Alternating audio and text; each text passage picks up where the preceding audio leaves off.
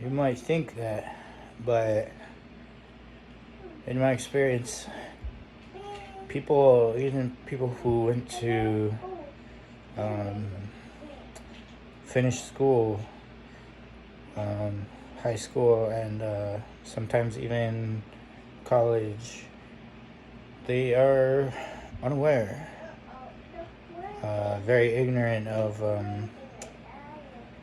of Spain's history here. I don't know. It's probably about half and half, because now I'm remembering people who do know, at least superficially, about why Philippines is called Philippines and why the majority have a Spanish surname and Spanish first names are somewhat common, but less so. I probably have told you at some point before that, like, I floated the idea of giving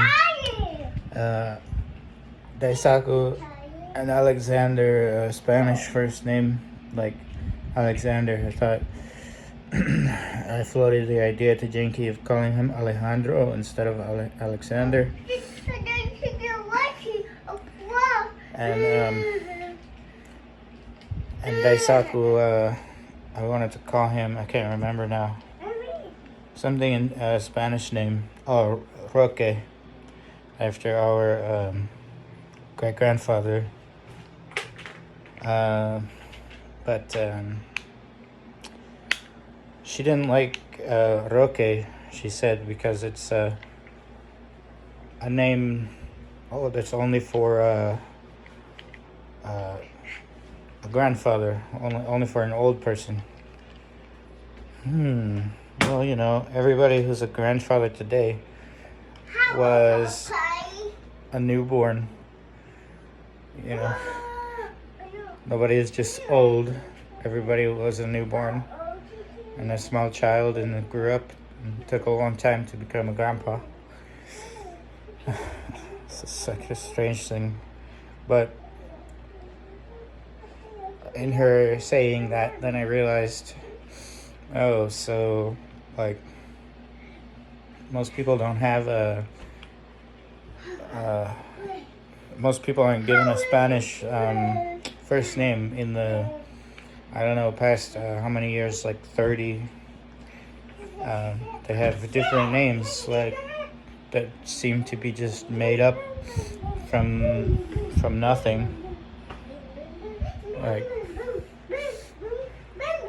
Jinky.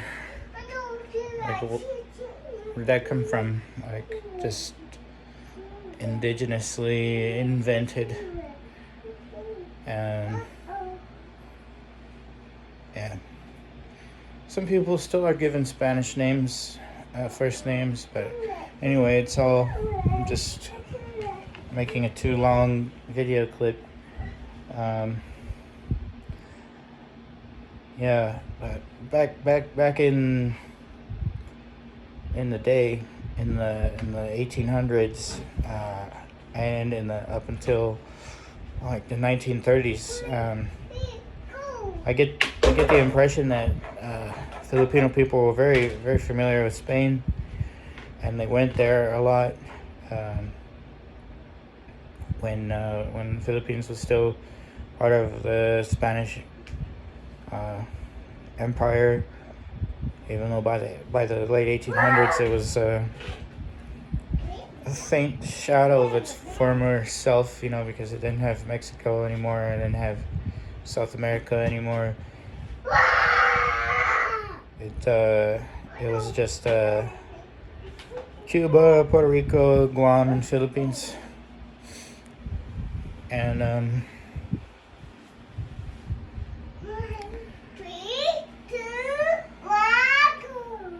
but the Filipino intellectuals, they went to Spain.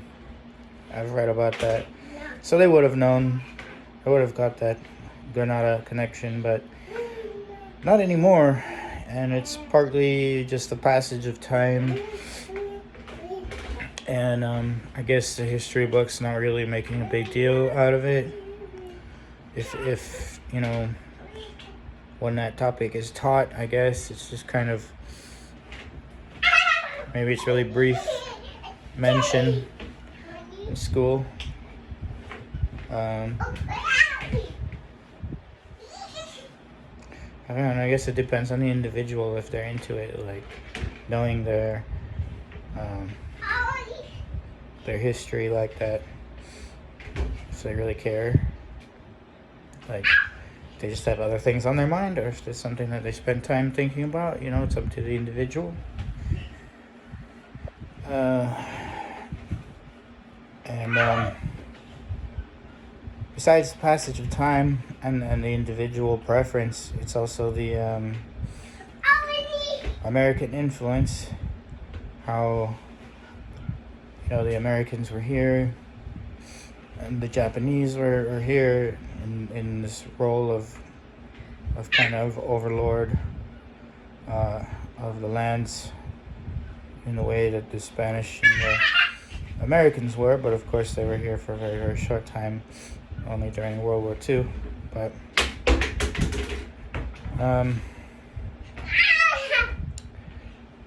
the influence of the Americans, American culture, and language.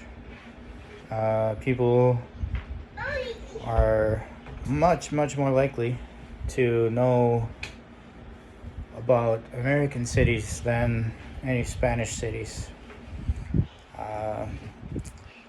The NBA, as I might have told you, or you might just be independently aware, is extremely popular here.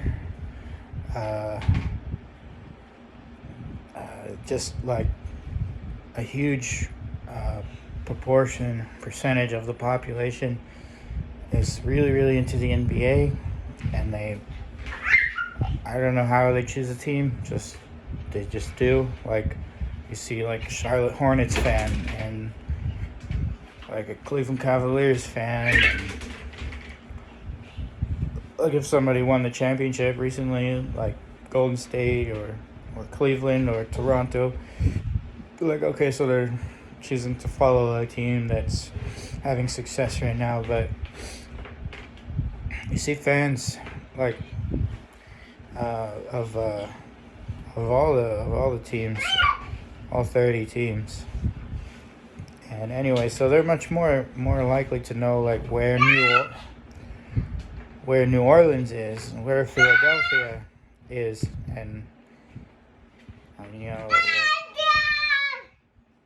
like, if I put up a sign that said Philadelphia, like, they would know it's a city and that the 76ers play there, and or any city that has an NBA team.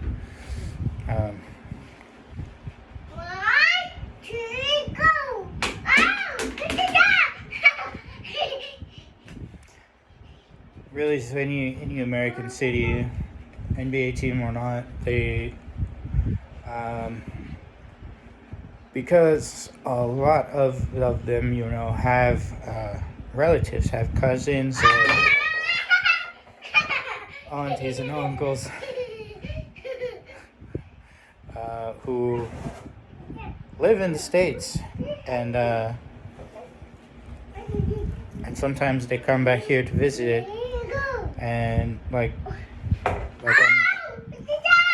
I'm like in a taxi or like in what they call a tricycle, a motorcycle with a sidecar. The sidecar is for the passenger. And the guy is talking to me and asking me where I'm from, and he's like, oh yeah, I have a cousin, or I have an auntie or an uncle or something. Or sometimes I have a daughter and a grandson in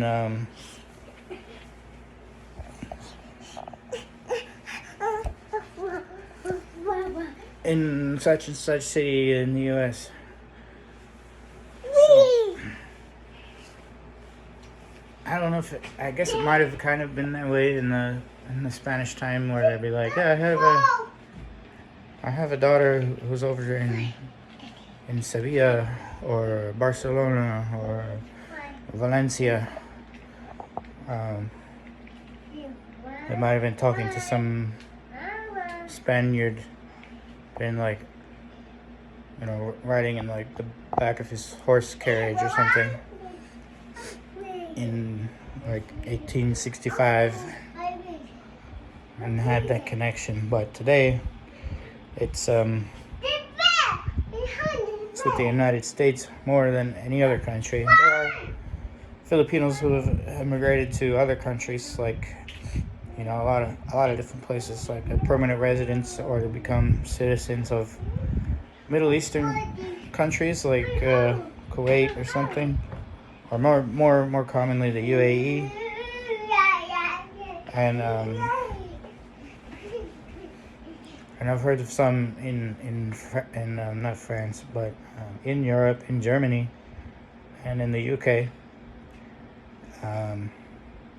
My landlord and next door neighbor, she has a half brother, and his daughter, her niece, and others, I guess, in London. So and yeah.